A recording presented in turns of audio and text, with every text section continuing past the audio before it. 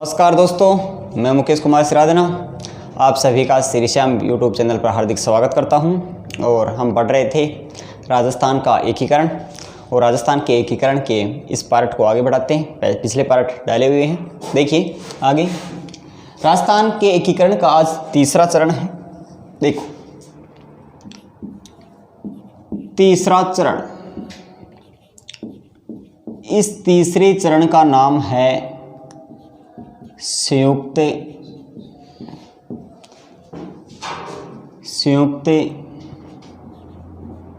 राजस्थान संघ। देखो इसकी जो स्थापना हुई थी वो हुई थी 18 अप्रैल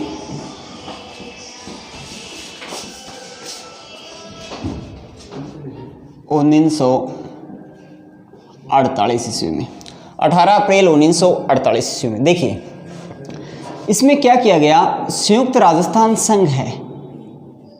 इसमें पूर्व राजस्थान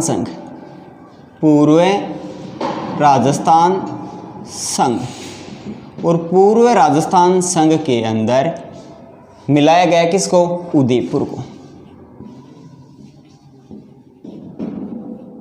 पूर्व राजस्थान संघ में किसको मिलाया गया, उदयपुर को। इसका मतलब ये है, हमने दूसरे चरण में पूर्व राजस्थान संघ पढ़ा था। इसमें 9 रियासतें और एक केंद्र शासित एक ठिकाने की बात की थी जिसका नाम था कुशलगढ़। तो देखिए अब यहाँ पर 10 रियासतें हो गई और एक क्या हो गया, ठिकाना हो गया। लेकिन मत्स्य संघ अभी भी अलग बैठा है, ध्यान में रखना। अब देखिए इसमें राज प्रमुख किसको बनाया गया, राज प्रमुख बनाया गया था उदयपुर के शासक। और उदयपुर का शासक आपको पता ही है कौन था, भोपाल सिंह। राजधानी किसको बनाया गया, राजधानी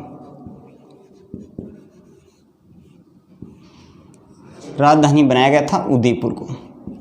उदयपुर को क्या बनाया गया, राजधानी बनाया गया। देखिए बात करें प्रधानमंत्री, पीएम, प्रधानमंत्री। और प्रधानमंत्री की मैंने आपको पहले ही एक ट्रिक बताई थी, और वो कौन है, पंडित JL नेहरू को प्रधानमंत्री बनाया गया। उद्घाटन करता है,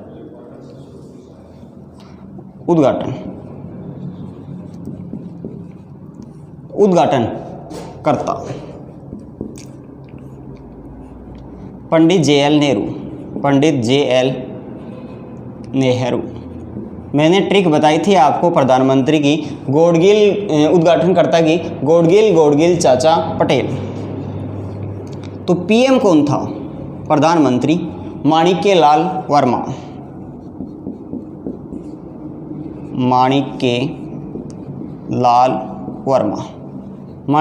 वर्मा को क्या बनाया गया, प्रधानमंत्री बनाया गया।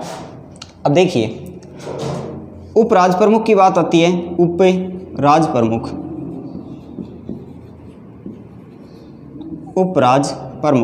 तो उपराज प्रमुख जो बनाया गया था वो बनाया गया था, कोटा का शासक आता है जिसका नाम है भीम सिंह सेकंड को क्या बनाया गया था, उप राज प्रमुख बनाया गया था। तो मैंने बात कर रहा हूं किस चरण की, तीसरे चरण की बात कर रहा हूं। संयुक्त राजस्थान संघ 18 अप्रैल 1948 ईस्वी में, और साथ में पूर्व राजस्थान संघ जो दूसरा चरण है, इसमें एक रियासत को मिलाया गया है, उदयपुर रियासत को, और राज प्रमुख भोपाल सिंह को। और भोपाल सिंह आपको पता ही है कहाँ का शासक है,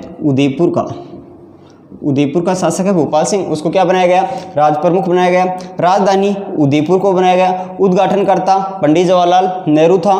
प्रधानमंत्री माणिक्यलाल वर्मा, और साथ में उप राज प्रमुख है वो भीम सिंह सेकंड को बनाया गया था, जो कहाँ का था, कोटा का शासक था। कहाँ का शासक था, कोटा का शासक था। तो आगे देखिए, यानी राजस्थान के एकीकरण में जब उदयपुर को शामिल किया गया था, उनसे पहले महाराणा ने कौन सी शर्त रखी थी और क्या कहा था, उनके बारे में हम थोड़ा जिक्र करेंगे। तो देखिए दोस्तों, जब राजस्थान के एकीकरण की बात कर रहा हूँ, मैं यहाँ पर उदयपुर की बात कर रहा हूँ, और उदयपुर का शासक था जिसका नाम है भूपाल सिंह। उदयपुर का शासक कौन है? भूपाल सिंह। इस भूपाल सिंह और साथ में इसका पीएम था, प्रधानमंत्री भूपाल सिंह का पीएम था, नहीं कि तीसरे चरण का पीएम की बात नहीं कर रहा हूँ। तो भूपाल सिंह का प्रधानमंत्री था रामामूर्ति।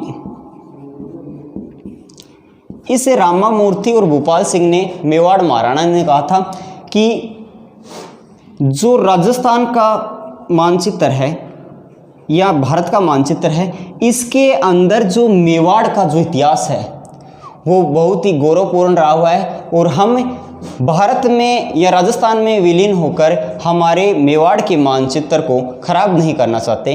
तो इसके एक दिल्ली में एक सभा हुई थी, और दिल्ली में सभा में माणिक्यलाल वर्मा,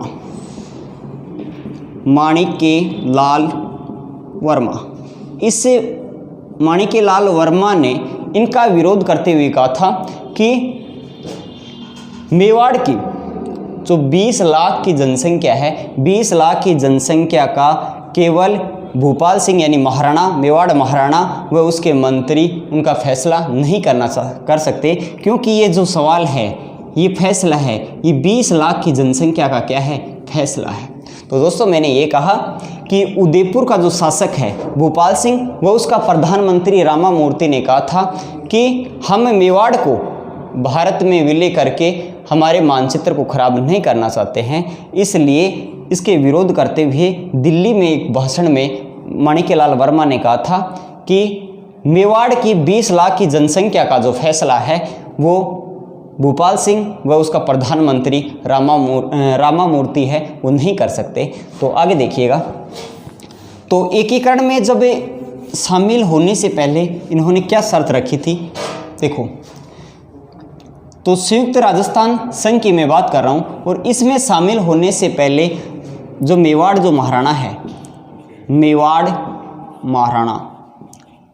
महाराणा की शर्त, तो शर्त क्या क्या थी? पहली शर्त उसकी थी उदयपुर को राजधानी बनाई जाए, उदयपुर को राजधानी बनाया जाए, उदयपुर को संयुक्त राजस्थान संघ की राजधानी बनाया जाए, ठीक। दूसरी, पहली शर्त। दूसरी शर्त क्या थी? दूसरी शर्त ये थी प्री पेंशन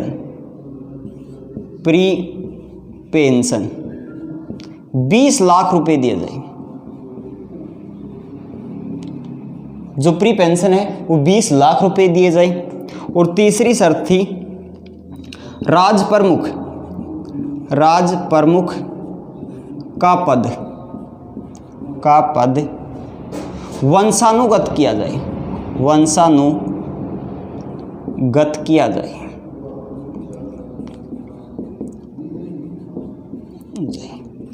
ये शर्त थी पूर्व में। जब मेवाड़ महाराणा की जो शर्त है वो शर्त थी पूर्व की शर्त, ये शर्त थी पूर्व। जब राजस्थान के एकीकरण में जब शामिल नहीं हुआ था, उनसे पहले उनकी शर्त थी कि उदयपुर को संयुक्त राजस्थान संघ की राजधानी बनाया जाए, पहली शर्त थी। दूसरी थी प्री पेंशन, जो प्री पेंशन के रूप में 20 लाख रुपए दिए जाए, ये दूसरी शर्त थी। तीसरी शर्त थी कि राज प्रमुख का जो पद है वो वंशानुगत किया जाए। अब क्या योजना यह बनी, योजना के अनुसार क्या बनाया गया? जो उदयपुर को संयुक्त राजस्थान संघ की राजधानी बनाई जाए, ये स्वीकार कर ली गई। ठीक है, राजधानी बना दी जाएगी, पहली शर्त पूरी हुई। दूसरी, प्री पेंशन के रूप में 20 लाख रुपए दिए जाए, और 20 लाख रुपयों का योजना इस प्रकार से तैयार की गई 3 पार्टों में। 10 लाख रुपए हैं, 10 लाख रुपए ये प्री पेंशन मेवाड़ महाराणा को 10 लाख रुपए प्री पेंशन के दिए जाएंगे। 5 लाख राज प्रमुख पद के दिए जाएंगे। भी 5 लाख रुपए है, राज प्रमुख पद के दिए जाएंगे। और साथ में 5 लाख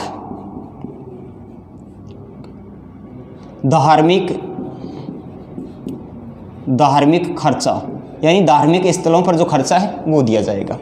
और साथ में अगली जो कंडीशन थी, अगली शर्त थी, वो थी राज प्रमुख का पद वंशानुगत किया जाए। और इस वंशानुगत न करके, और इसको क्या मतलब वंशानुगत कर दिया जाए, लेकिन इसको क्या किया गया कि भाई वंशानुगत तो नहीं कर सकते, लेकिन आजीवन किया गया, आजीवन किया गया।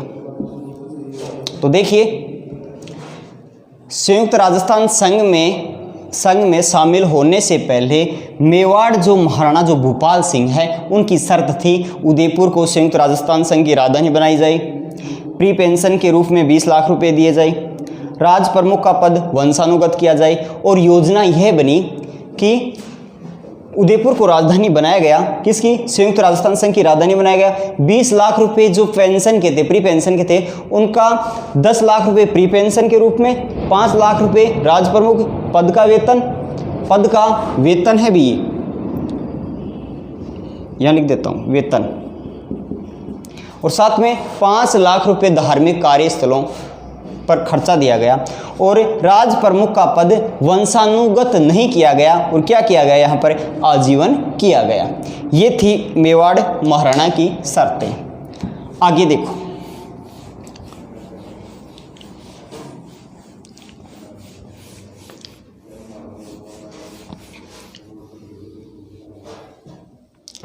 सर इसका उद्घाटन स्थल कहाँ है?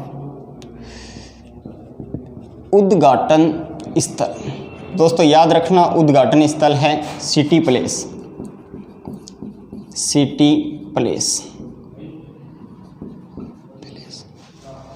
उदयपुर। ये आपका राजस्थान के एकीकरण का कौन सा चरण है? तीसरा चरण है। तो तीसरा जो चरण है, संयुक्त राजस्थान संघ 18 अप्रैल 1948 से, और इसका उद्घाटन स्थल कहाँ है? City place Udaipur.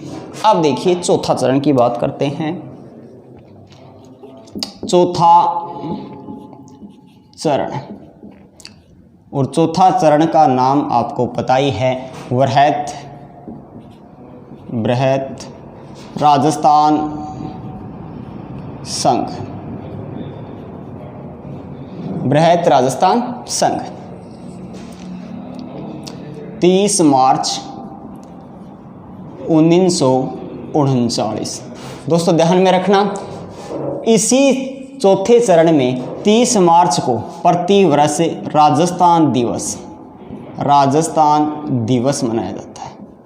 प्रतिवर्ष 30 मार्च को राजस्थान दिवस मनाया जाता है। आगे देखो, इसमें कौन कौन सी जो रियासतें हैं। मैंने अभी बात की तीसरे चरण की, जिसका नाम है संयुक्त राजस्थान संघ। और इस संयुक्त राजस्थान संघ में मिलाई गई 4 रियासतें। सर वो 4 रियासत कौन सी है? J B. और साथ में मिलाया गया था एक ठिकाना। देखो कौन कौन से हैं वो देखिए। जे से जयपुर, जे से जोधपुर,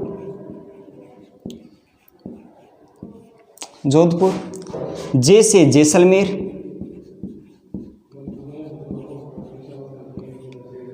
और बी से बीकानेर।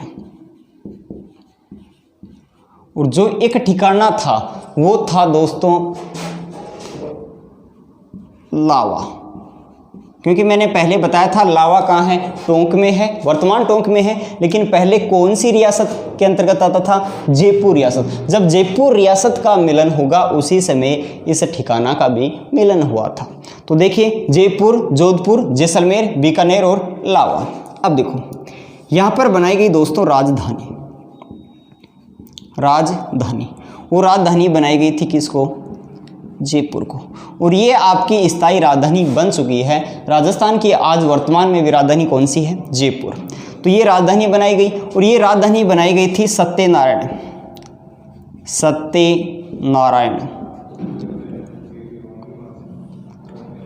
राव समिति, सत्यनारायण राव समिति की सिफारिश पर जयपुर को क्या बनाई गई? राजधानी बनाई गई। अब देखिए राज प्रमुख की मैं बात करूं, राज प्रमुख, और राज प्रमुख कौन था? तो राज प्रमुख कहाँ का बनेगा? जयपुर का बनेगा। तो मान सिंह सेकंड राज प्रमुख बनाया गया। किसको? मान सिंह सेकंड को बनाया गया। उद्घाटन करता तो पटेल, सरदार वल्लभ भाई पटेल, सरदार वल्लभ भाई पटेल। मैंने पहले उद्घाटनों की ट्रिक भी बताई थी पिछली क्लासों में। गोडगिल चाचा पटेल, तो पटेल चौथा चरण है, तो सरदार वल्लभ भाई पटेल। पीएम प्रधानमंत्री, और यहाँ पर प्रधानमंत्री बनाया गया था किसको? तो वो आता है आपका हीरालाल शास्त्री। हीरालाल शास्त्री को क्या बनाया गया? तो हीरालाल शास्त्री को बनाया गया था क्या? प्रधानमंत्री। और यहाँ पर एक विशेष पद दिया गया, वो था महाराज प्रमुख, महाराज प्रमुख। और इस महाराज प्रमुख बनाया गया था तो भोपाल सिंह को। उदयपुर का शासक था भोपाल सिंह, इस भोपाल सिंह को क्या बनाया गया था? महाराज प्रमुख बनाया गया था। तो देखिए चौथा चरण की मैं बात कर रहा हूँ, जिसका नाम है भारत राजस्थान संघ। 30 मार्च 1949 और प्रतिवर्ष 30 मार्च को राजस्थान दिवस मनाया जाता है। संयुक्त राजस्थान संघ में 4 बड़ी रियासतें शामिल की गई। वो हैं कौन कौन सी? जयपुर, जोधपुर, जैसलमेर, बीकानेर, और एक ठिकाना जिसका नाम है लावा। राजधानी जयपुर, और जयपुर को राजधानी सत्यनारायण राव समिति की सिफारिश पर बनाया गया था। राज प्रमुख बनाया गया था मान सिंह सेकंड को, और मान सिंह सेकंड मैंने पहले ही बता दिया था आपको कि कहाँ का शासक है? जयपुर का शासक है। क्योंकि मैंने पहले पिछली क्लासों में बताया था कि जयपुर में एकीकरण के समय जयपुर का शासक कौन था? तो मान सिंह सेकंड था। जोधपुर का शासक कौन था? हनुमंत सिंह था, जो पाकिस्तान में मिलना चाहता था। साथ में जैसलमेर का रघुनाथ सिंह था, और बीकानेर की बात की थी शार्दुल सिंह की। तो देखिए उद्घाटन करता है सरदार वल्लभ भाई पटेल। उद्घाटन कहाँ हुआ था? जयपुर में हुआ था। प्रधानमंत्री कौन है? हीरालाल शास्त्री। और महाराज प्रमुख कौन है? भोपाल सिंह, जो कहाँ का था? मेवाड़ का था, उदयपुर का था। अब देखो, अब जैसे ही जयपुर को राजधानी बनाया गया तो अन्य रियासतों को भी कुछ विभाग दिए गए थे। वो कौन कौन से विभाग है उनका जिक्र करेंगे। तो देखिए यहाँ पर क्या क्या हुआ। जयपुर है, मैंने जयपुर अभी बताया है। जयपुर को क्या बनाया गया? राजधानी। जयपुर को क्या बनाया गया? राजधानी। कौन सी समिति की सिफारिश पर? तो सत्यनारायण राव समिति। सत्यनारायण राव समिति की सिफारिश पर जयपुर को क्या बनाया गया? राजधानी बनाया गया। जोधपुर की बात करता हूँ। जोधपुर, और जोधपुर को एक विभाग दिया गया था जिसका नाम है हाई कोर्ट। हाई कोर्ट विभाग।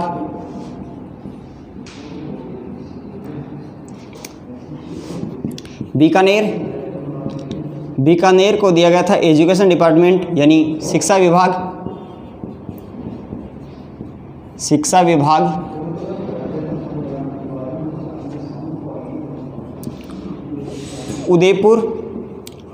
उदयपुर को दिया गया था दोस्तों खनन विभाग। खनन विभाग दिया गया था।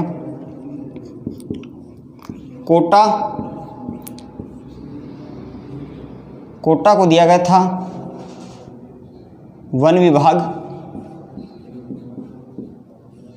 भरतपुर,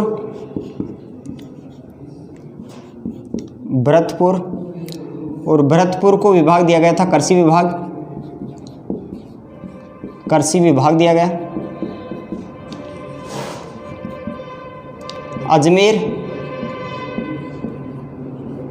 अजमेर को राजस्व विभाग दिया गया, राजस्व विभाग। यानी कहने का मतलब है जब जयपुर को राजधानी बनाया गया, कौन से चरण में, चौथे चरण में, 30 मार्च 1949 को, उस समय कुछ विभाग भी दिए गए। यानी जयपुर को राजधानी बनाया गया सत्यनारायण राव समिति की सिफारिश पर। जोधपुर है, जोधपुर को हाई कोर्ट विभाग दिया गया। बीकानेर को शिक्षा विभाग दिया गया। उदयपुर को खनन विभाग दिया गया। कोटा को वन विभाग दिया गया। भरतपुर को कृषि विभाग दिया गया और अजमेर को राजस्व विभाग दिया गया। और कब दिए गए थे, ये जब राजधानी बनी थी, कौन सी, जयपुर राजधानी बनी थी। कहने का मतलब है वर्त राजस्थान संघ चौथे चरण में और 30 मार्च 1949 ईस्वी को दिए गए थे। आगे बात करते हैं तो देखिए ये आपका कौन सा चरण हो गया, चौथा चरण, वर्त राजस्थान संघ 30 मार्च 1949 की मैं बात कर रहा हूँ। मैंने ये कहा कि जयपुर को राजधानी बनाया गया सत्यनारायण राव समिति की सिफारिश पर। जोधपुर को हाई कोर्ट विभाग दिया गया था। बीकानेर को शिक्षा विभाग दिया गया था। उदयपुर को खनन विभाग दिया गया था। कोटा को वन विभाग, भरतपुर को कृषि विभाग, अजमेर को राजस्व विभाग दिए गए थे। तो आगे हम बात कर रहे हैं तो देखिए दोस्तों, चरण की बात कर रहे थे, पांचवा चरण, और पांचवें चरण का नाम है, वो है संयुक्त वृहत राजस्थान संघ। देखिए संयुक्त वृहत राजस्थान संघ की बात कर रहे हैं और टाइम कब का है तो देखिए 15 मई 1949, 15 मई 1949। और राजस्थान का कौन सा चरण चल रहा है, पांचवा चरण चल रहा है। और मैंने ये कहा था कि वृहत राजस्थान है, जो चौथा चरण था, वृहत राजस्थान संघ। और इस वृहत राजस्थान संघ में एक संघ को और मिलाया गया जो प्रथम चरण में था, जिसका नाम है मत्स्य संघ। और इस मत्स्य संघ को मिलाया गया। मत्स्य संघ पहले अलग ही बैठा था, प्रथम चरण था। तो वृहत राजस्थान संघ जो चौथा चरण है, इसमें एक संघ को और मिलाया गया जिसका नाम मत्स्य संघ। और ये कौन सा चरण बन गया, पांचवा चरण, संयुक्त वृहत राजस्थान संघ। और इस मत्स्य संघ को मिलाया गया था, वो समिति कौन सी है, इसमें जब जोड़ा गया तो वो है शंकर देवराय समिति। शंकर देवराय समिति की सिफारिश पर बृहत राजस्थान संघ में मत्स्य संघ मिलाया गया। तो देखिए, और अब बात करें सर राजधानी, तो अब राजधानी की बात करने की कोई ज़रूरत नहीं है, क्योंकि अब आज तक राजधानी कौन सी हमारी, जयपुर ही है। तो जयपुर। तो आपको पांचवें चरण में क्या याद रखना है, वो याद ये रखना है कि साहब पांचवा चरण है जिसका नाम क्या है, संयुक्त वृहत राजस्थान संघ, 15 मई 1949 ईस्वी को। और वृहत राजस्थान संघ है जो चौथा चरण है, इसमें मत्स्य संघ प्रथम चरण को मिलाया गया। और कौन सी समिति की सिफारिश पर मिलाया गया था, शंकर देवराय समिति। मोस्ट इंपॉर्टेंट है ये समिति, शंकर देवराय समिति की सिफारिश पर बनाया गया था। और मैंने राजधानी बताई कहाँ, जयपुर। तो अगला चरण है छठा चरण। तो देखिए,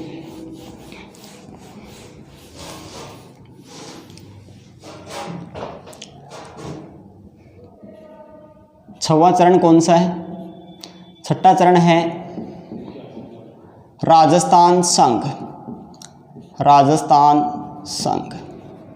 और ये राजस्थान संघ है, इसका जो स्थापना हुई थी 26 जनवरी 1950। यानी हमारा जो संविधान क्या हुआ था, संविधान लागू हुआ था। संविधान क्या हुआ था, लागू हुआ था 26 जनवरी 1950 ईस्वी को। और उस समय संविधान लागू हुआ था, उस समय हमारा एकीकरण कौन सा चल रहा था, छठा चरण, राजस्थान संघ। और 26 जनवरी 1950। और इस चरण में राजस्थान अस्तित्व में आया। अस्तित्व में आया। राजस्थान अस्तित्व में आया। सर मिलाया क्या गया था? मिलाया ये गया था दोस्तों संयुक्त वृहत राजस्थान संघ, और इस संयुक्त वृहत राजस्थान संघ में सिरोही मिलाया गया। सिरोही मिलाया गया। जो सिरोही रियासत है, सिरोही का शासक था अभय सिंह, तो सिरोही मिलाया गया था, लेकिन किसको छोड़कर? वो छोड़कर आबू व जो पर्यटक स्थल थे, आबू व देलवाड़ा को छोड़कर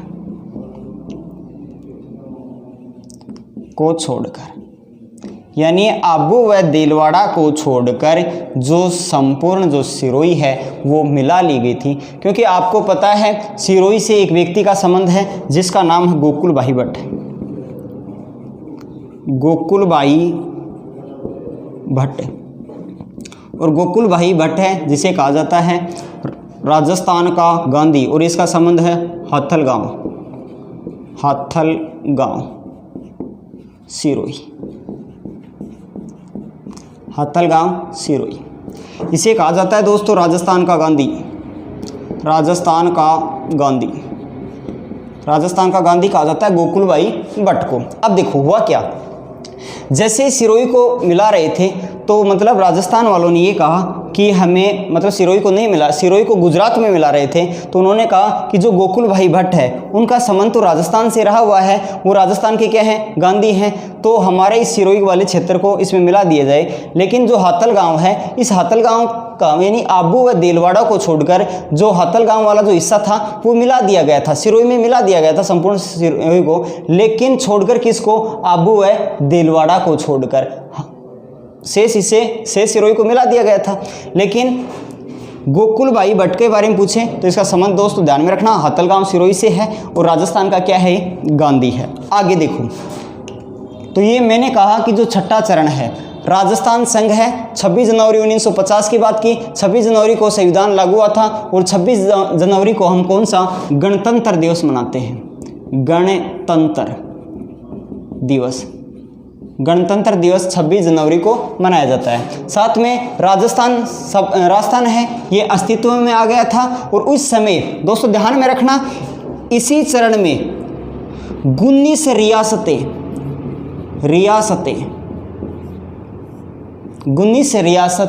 मिला दी गई।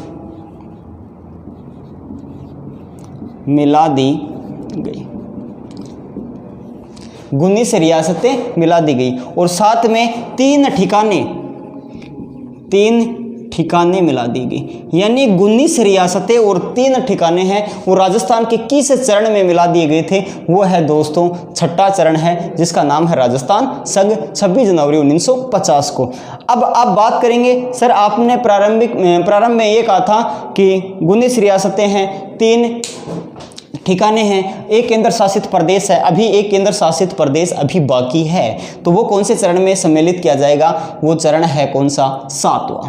तो देखिए छठा जो चरण है राजस्थान संघ है 26 जनवरी 1950 को, और 26 जनवरी को संविधान लागू हुआ था 26 जनवरी 1950 को, और 26 जनवरी को हम गणतंत्र दिवस मनाते हैं। और मैंने कहा था कि राजस्थान अस्तित्व में आ गया है, वर्तमान राजस्थान अस्तित्व में आया, और साथ में संयुक्त वृहत राजस्थान संघ है 5वां चरण, इसमें सिरोही को मिलाया गया, लेकिन किस क्षेत्र को छोड़कर? पर्यटन स्थल आबू व देलवाड़ा को छोड़कर। और गोकुल भाई भट्ट के बारे में मैंने कहा कि साहब गोकुल भाई भट्ट है, इसका संबंध है हथलगांव सिरोही से, इसे कहा जाता है राजस्थान का गांधी। और मैंने कहा कि जो छठे चरण में है वो 19 रियासतें व 3 ठिकानों को शामिल कर दिया गया। अब देखो आगे बात करते हैं 7वां चरण।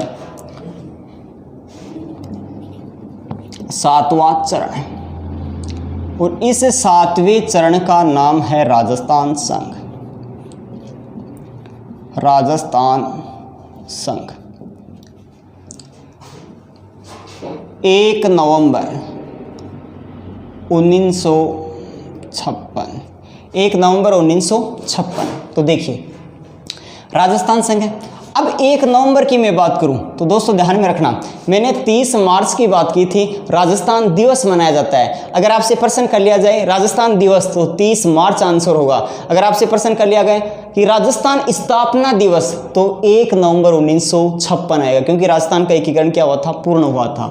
तो 1 नवंबर 1956 को क्या राजस्थान का एकीकरण पूर्ण हुआ था, तो 1 नवंबर को क्या मनाया जाता है, राजस्थान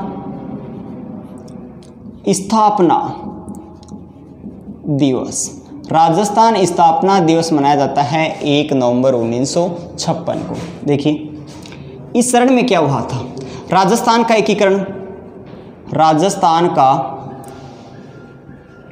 एकीकरण पूर्ण हुआ, पूर्ण हुआ।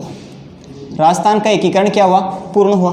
दूसरी बात यह है कि इसमें अजमेर मेरवाड़ा जो केंद्र शासित प्रदेश था, अजमेर मेरवाड़ा को शामिल किया गया, अजमेर मेरवाड़ा को शामिल किया। प्लस में जो सिरोही का क्षेत्र छोटा था, आबू देलवाड़ा,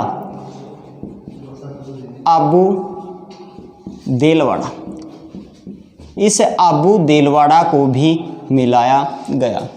अब एक स्थान आता है सुनेल टप्पा,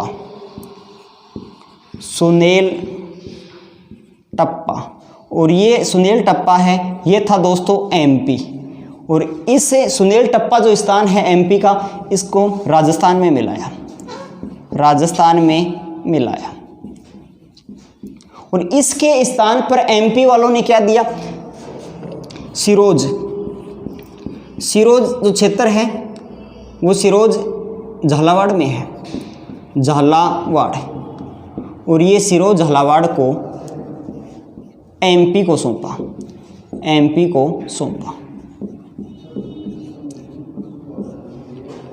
यानी मैंने क्या कहा कि साहब अजमेर मेरवाड़ा को शामिल किया गया, आबू देलवाड़ा को जो सिरोही का क्षेत्र था, और सुनेल टप्पा एमपी से वो उसको तो राजस्थान में मिलाया गया, और इसको सुनेल टप्पा के स्थान पर सिरोज जो झालावाड़ का जो क्षेत्र है वो एमपी को सौंपा गया। अब देखिए और क्या हुआ, राज प्रमुख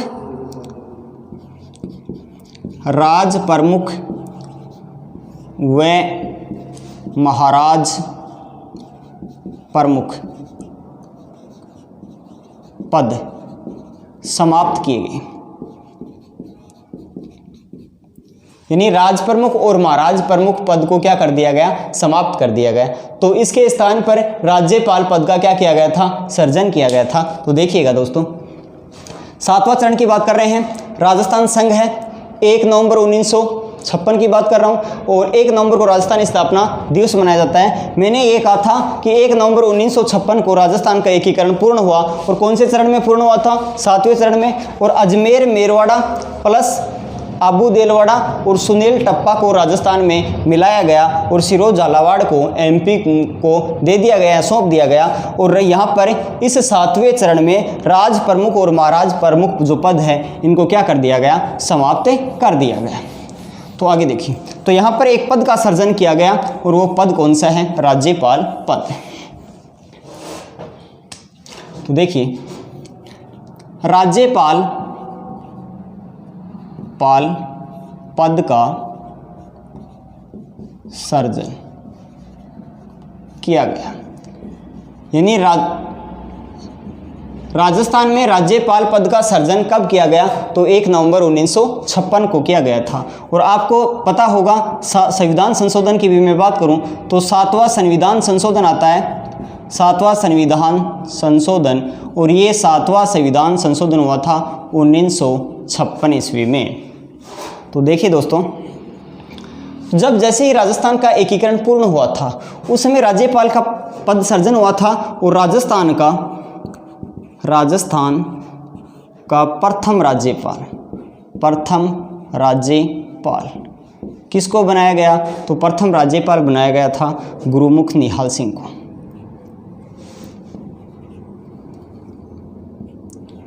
गुरुमुख निहाल सिंह, और गुरुमुख निहाल सिंह है ये क्या बना, राज्यपाल बना। और जब राजस्थान का एकीकरण पूर्ण हुआ था उस समय राजस्थान के एकीकरण के समय यहाँ का मुख्यमंत्री कौन था वो भी ध्यान में रखना, मुख्यमंत्री, और वो मुख्यमंत्री है मोहनलाल सुखाड़िया। मोहनलाल सुखाड़िया, मोहनलाल सुखाड़िया ये क्या था, तत्कालीन मुख्यमंत्री था। तो मुख्यमंत्री था मोहनलाल सुखाड़िया, और इसे कहा जाता है आधुनिक राजस्थान, आधुनिक राजस्थान का निर्माता। तो किसको कहा जाता है, मोहनलाल सुखाड़िया को कहा जाता है। ये क्या था, उस समय मुख्यमंत्री था। अब देखिए, जैसे जो 7वां चरण जो पूरा हुआ था उस समय मैंने ये कहा था कि अजमेर मेरवाड़ा। तो दोस्तों अजमेर मेरवाड़ा की मैं एक बात और करूं तो अजमेर मेरवाड़ा ये सी श्रेणी और ये सी श्रेणी का केंद्र शासित प्रदेश था, जबकि हमारा जो राजस्थान है, राजस्थान ये कौन सी श्रेणी का था, बी श्रेणी का था। राजस्थान बी श्रेणी के अंतर्गत आता था, और साथ में अजमेर जो मेरवाड़ा है ये सी श्रेणी का। और अब वेरी वेरी मोस्ट इंपॉर्टेंट जो बात है वो ये है कि अजमेर मेरवाड़ा को 7वें चरण में शामिल तो किया गया था, लेकिन कौन सी समिति की सिफारिश पर। तो दोस्तों ध्यान में रखना, जो अगर इस सिफारिश समिति की मैं बात करूं तो फैजल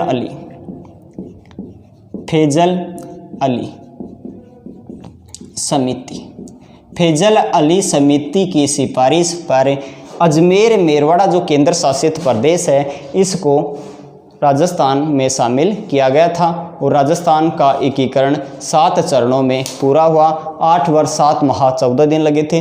तो ये हमारा राजस्थान का जो एकीकरण है ये दोस्तों कंप्लीट हुआ। और दोस्तों आप सभी से नम्र निवेदन है कि इस चैनल को ज़्यादा से ज़्यादा लाइक करें, अपने दोस्तों के साथ शेयर करें, सब्सक्राइब करें। धन्यवाद।